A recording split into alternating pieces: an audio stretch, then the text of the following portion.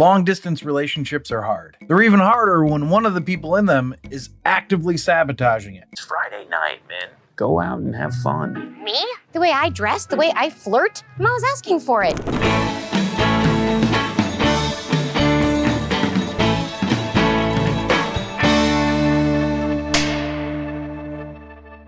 In the Mindy Project, at her core, Mindy Lahiri is a woman who wants the fantasy, the rom-com fantasy, the grand gesture because you screwed up fantasy. And normally, Danny is the one screwing things up. He's emotionally unavailable, stubborn, and forces those big romantic moments by accident. But in this episode, Mindy is the one doing the damage.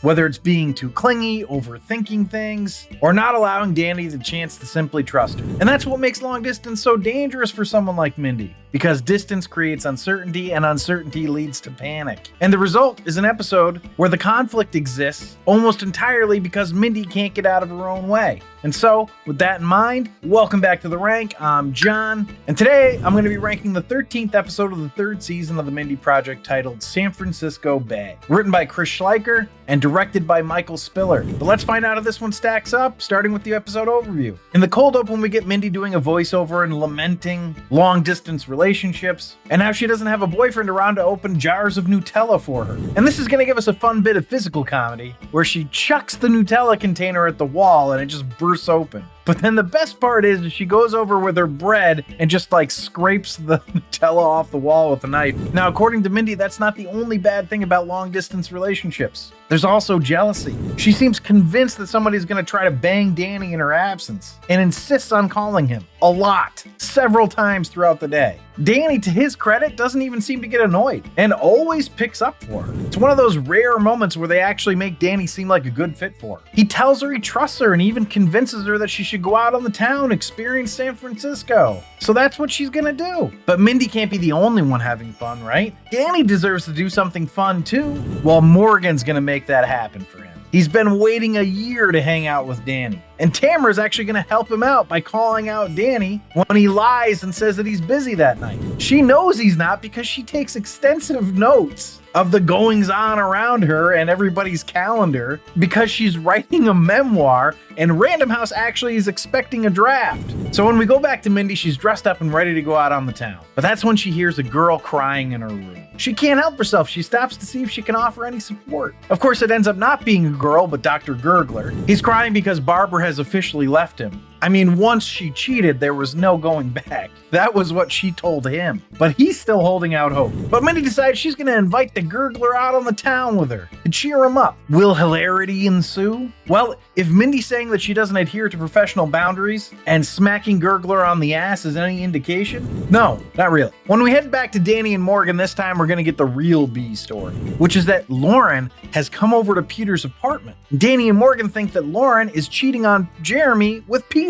Lauren's kind of a wild character. She was good friends with Jeremy, which is how she met Peter. She starts dating Peter, but then ends up cheating on Peter with Jeremy, and eventually leaving him for Jeremy. And now, here we are. She's quite the flip-flopper. But before we can find out more of what's going on there, we head back to Mindy, who's at a bar with Gurgler trying to convince him to forget about Barbara. After all, they're out and about in San Francisco, the Windy City. And then she ends up calling it Sin City later, and then I think even another nickname that isn't correct. It was a cute bit, but soon after this, we're gonna get to the crux of the A story. She's gonna run into Alex, who says that she took his virginity. And then we're gonna get a flashback backstory. Apparently, Mindy was 24 when she lost her virginity, and it was to Alex as well, or Xander as he was known back then. So apparently at the time, she was convinced it was time to lose her V-card, and selected Xander/Alex because he was into Asian stuff, which she determined was her best option for getting laid. And I always think this is kind of funny, because the idea that a woman has any trouble finding a way to get laid is just really goofy to me. Men, and I'm sure men would agree with me, we're just dumb animals. We?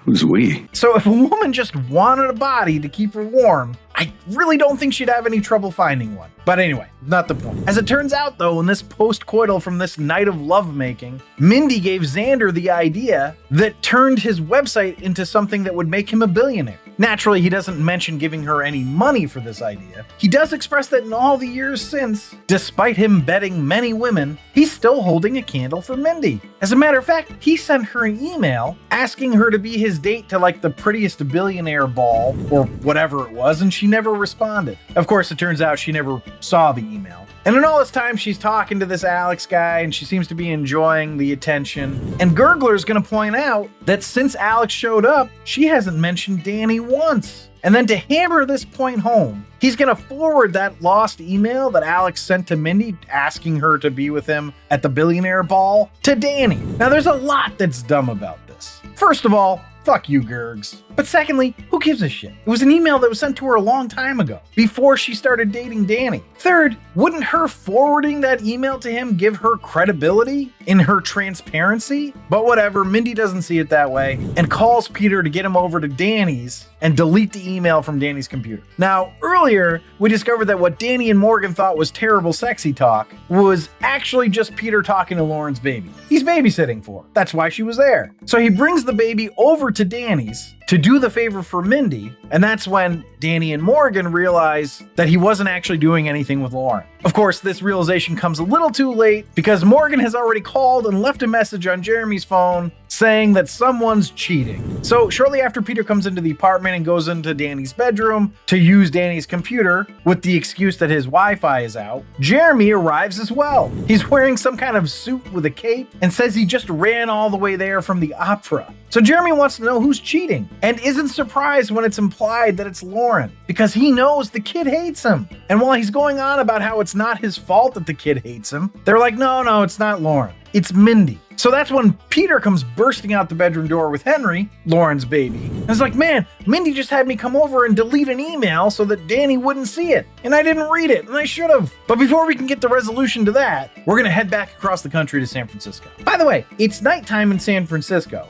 right? So that means it's even later at night in New York. What are these guys doing? Anyway, what's happening in San Fran though? Well, Gurgler's losing his shit. He's yelling at the bartender and screaming, Barbara, again. At this point, I'm just like really hoping this storyline will end. But unfortunately for me, it keeps going because Alex is gonna come over and take out Gurgler with a pool cue and give some long, dumb speech about how Gurgler deserves a second chance. Yeah, you know, like him with Mindy. Thankfully, we soon get removed from that story and go back to the B story. They say that Mindy is cheating on Danny with Morgan, and then Danny slaps Morgan, which Morgan, in very Morgan fashion, really enjoyed. So Peter and Jeremy are both satisfied by this somehow and leave.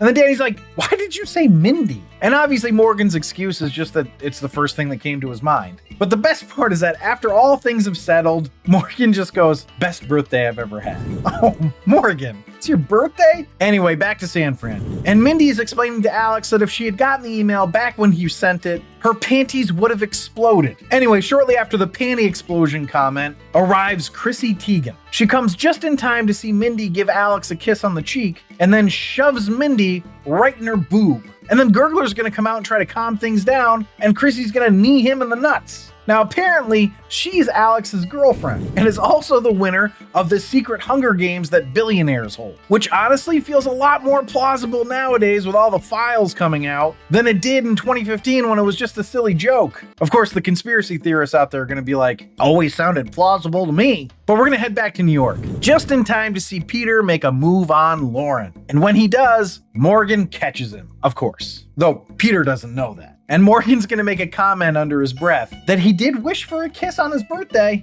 and is now lamenting that he didn't get more specific. But that wraps up the B story, though it definitely opens it up for a longer arc.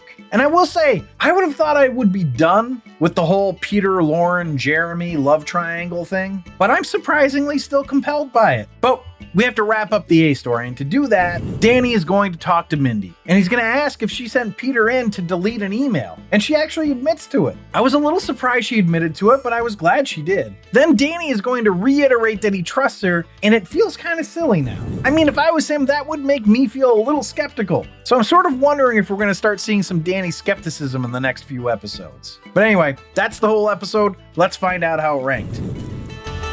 Oh, wait.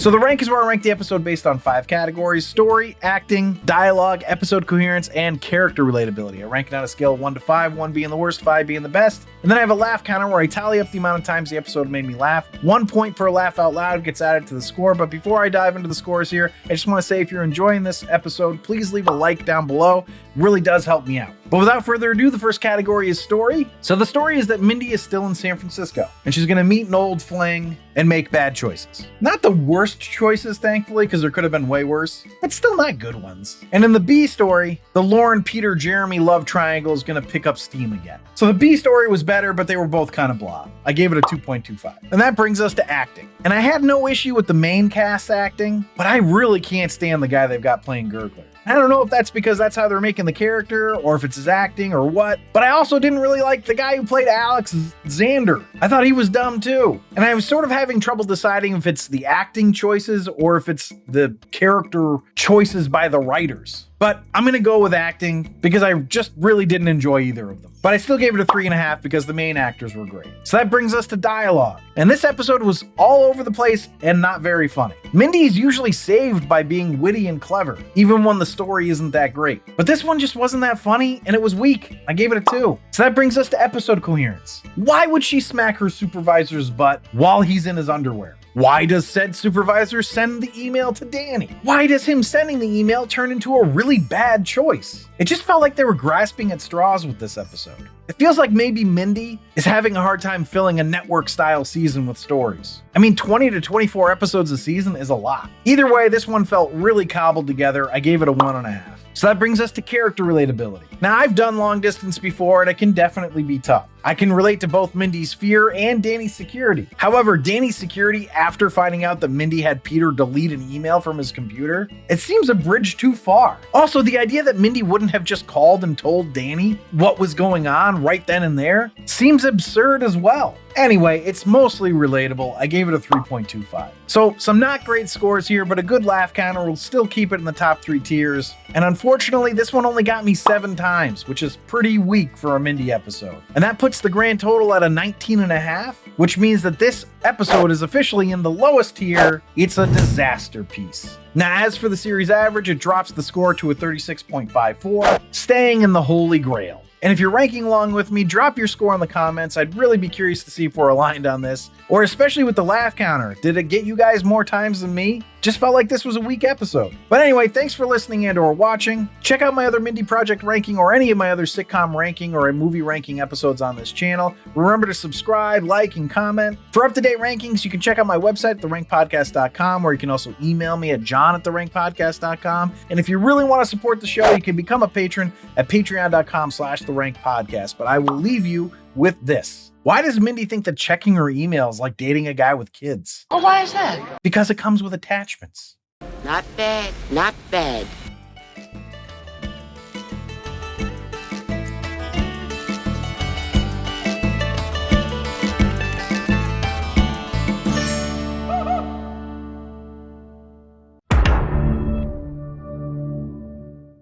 Long distance relationships are hard.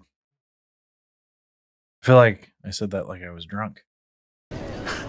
Drinking on the job?